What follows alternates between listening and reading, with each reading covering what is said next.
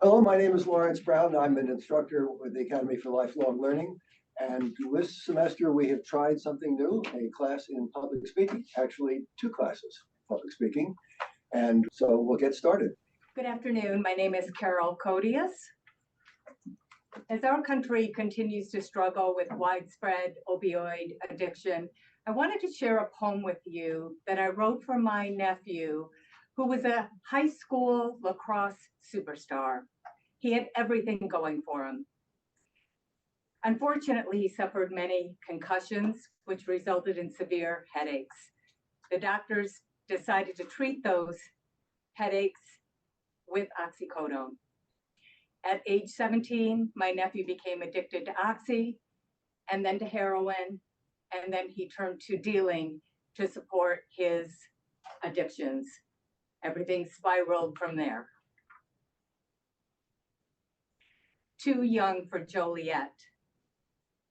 A chilling clang of the door echoes through his body, blood flowing like an icy stream, eyes cast down to the comfort of his own familiar feet. Quivering arms strain to hold the light pile of neatly folded bedding laid upon by others before. He wonders if a part of them lives on in this worn acrylic, now his own. He fights the urge to bury his face, to call out for his mom, to scream that it was not his fault, but he knows he can't.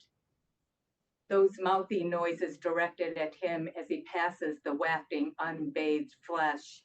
Laughter, not jovial as you might hear during a card game, but a scratchy sort of evil. Abruptly, they stop and face a door like all the rest. Same lock, same 7/8 inch round steel bars. 5-inch spread allows arms, but no heads. One bunk, one toilet, one sink. Staring ahead, he takes 4 steps forward and stops. Without a word, the door slams with the same clang, and he lunges toward the toilet. Thank you.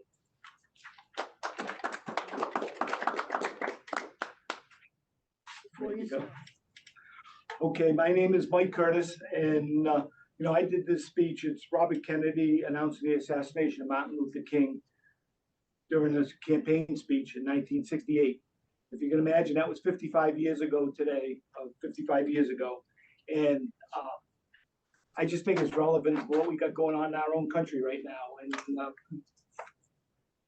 it really means a lot to me. What is objectable, what is dangerous about extremists is not that they are extreme, but they are intolerant. Evil is not what they say about their cause, but what they say about their opponents. If any man claims a Negro should be content, let him willingly change the color of his skin and go in the Negro section of a large city. Then and only then has he a right to such a claim. But suppose God is black. What if we go to heaven and we all our lives have treated Negroes as inferior, and God is there? We look up and he's not white. What then is our response?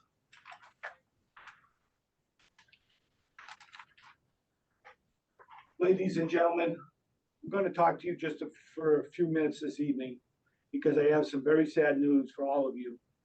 Would you lower those signs? Please, I have some very sad news for all of you. And I think sad news for all our fellow citizens and the people who love peace in this world. And that is that Martin Luther King was shot and killed in Memphis, Tennessee. We have to make every effort in the United States. We have to make every effort to understand, to go beyond those rather difficult times.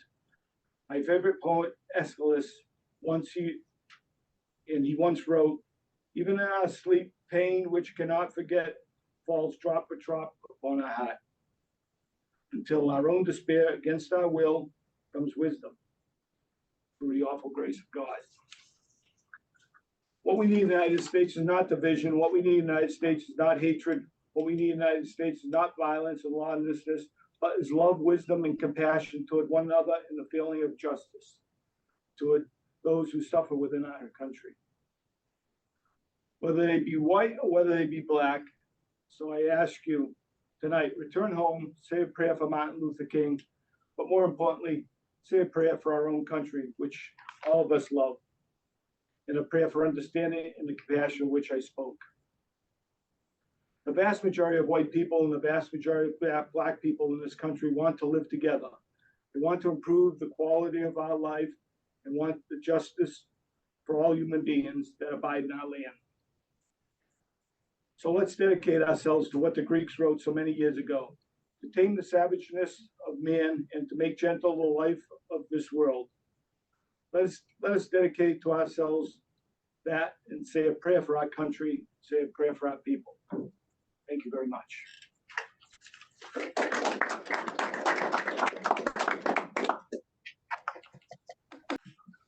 My name is Jane Buckley, and I'm going to deliver a speech that was originally delivered by Mark Twain back in 1904. Man is the only animal that deals in that atrocity of atrocities, war. He's the only one that gathers his brethren about him and goes forth in cold blood and calm pulse to exterminate his kind. He's the only animal that for sordid wages will march out and help slaughter strangers of his own species who have done him no harm and with whom he has no quarrel. And in the intervals between campaigns, he washes the blood off his hands and works for the universal brotherhood of man with his mouth. O Lord, our Father, our young patriots, idols of our hearts, go forth to battle. Be thou near them, with them in spirit. We also go forth from the sweet peace of our beloved firesides to smite the foe. O Lord, our God, help us tear their soldiers to bloody shreds with our shells. Help us to cover their smiling fields with the pale forms of their patriot dead. Help us to drown the thunder of the guns with the shrieks of their wounded, writhing in pain. Help us to lay waste their humble homes with a hurricane of fire. Help us to wring the hearts of their unoffending widows with an unavailing grief. Help us to turn them out roofless, with little children to wander unfriended the wastes of their desolated land in rags and hunger and thirst. Sports of the sun flames of summer and the icy winds of winter, broken in spirit, worn with travail, imploring thee for the refuge of the grave and denied it. For our sakes who adore thee, Lord, blast their hopes, blight their lives, protract their bitter pilgrimage, make heavy their steps, water their way with their tears, stain the white snow with the blood of their wounded feet. We ask it in the spirit of love, of him who is the source of love, and who is the ever faithful refuge and friend of all that are sore beset and seek his aid, with humble and contrite hearts. Amen.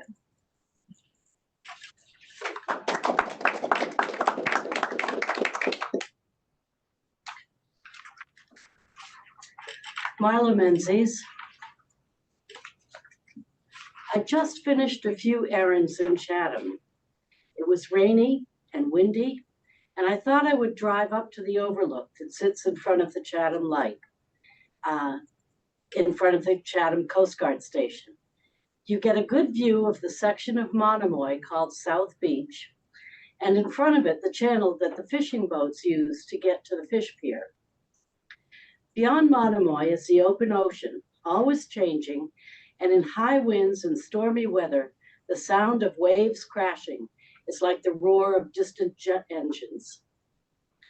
Sitting in the car, soaking in the view, I became aware that the program on PBS radio was talking about E.B. White.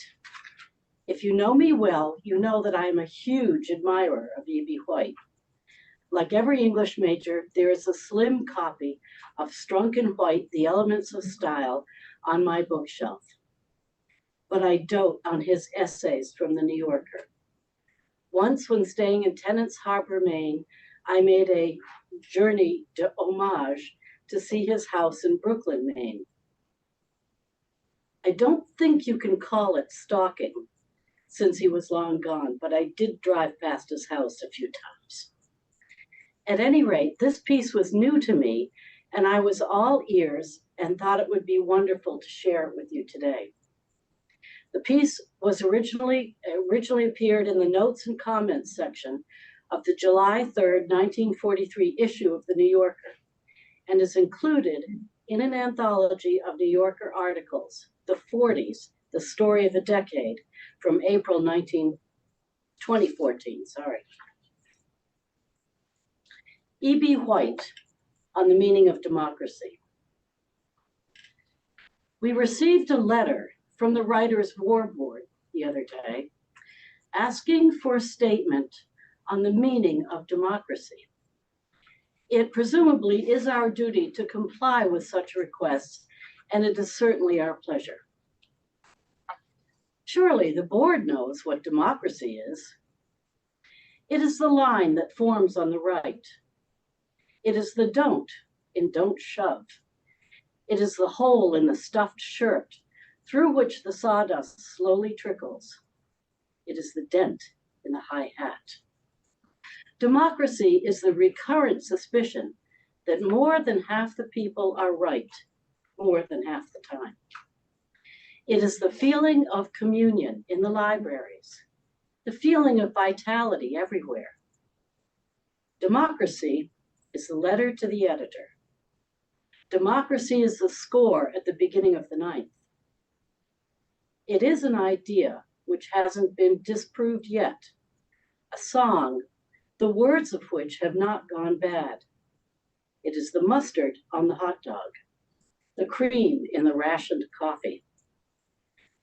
Democracy is a request from the War Board in the middle of the morning, in the middle of the war, to know what democracy is. I watched the tide in the channel, fighting the northeast wind, creating a steady chop, the stalwart strip of Monomoy and the relentless waves of the Outer Bank, and the metaphors crowded across the stage of my brain. Thank you.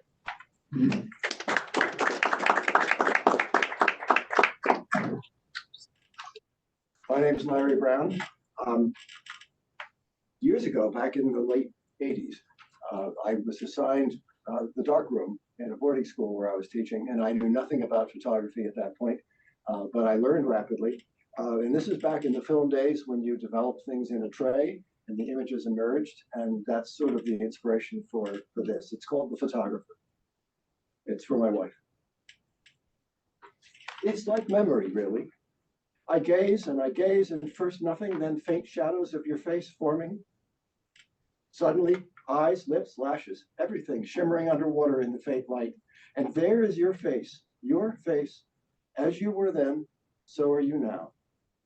I recreate you over and over, temperature and proportion, altering only my perception, but not your image, not your essence. It's like a creation, really. I tell you, you are beautiful, but you shaking your head deny everything. But look, see with your face turned, how with the line of your cheek and your hair falling with the arc of your shoulder, just like Jesus, you're perfect. See, I can show you. See, I can hold you as you are, so perfect, hold you like that, burn that image into memory with cool chemistry, and then soon give you back that which you hold now with slim fingers, yourself. It's like love, really. Saxon's River, 1984.